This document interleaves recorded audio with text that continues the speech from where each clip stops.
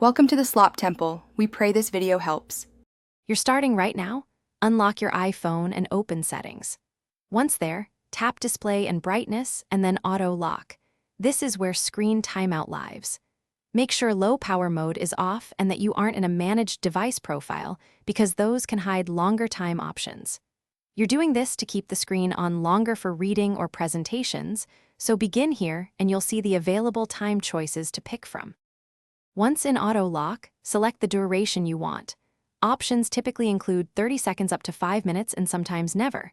Choose a sensible option. Longer times keep the display active but use more battery and can cause heat. For presentations, never or 5 minutes works well. If you need a persistent display for a specific task, consider temporarily plugging in.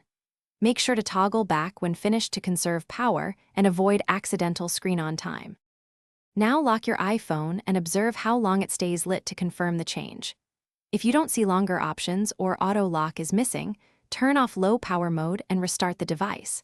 Make sure screen time restrictions or an MDM profile aren't enforcing shorter timeouts. If problems persist, disable guided access or check accessibility settings. That single troubleshooting step, disable low power mode and reboot, resolves most. Thanks for watching. Consider subscribing if we helped you.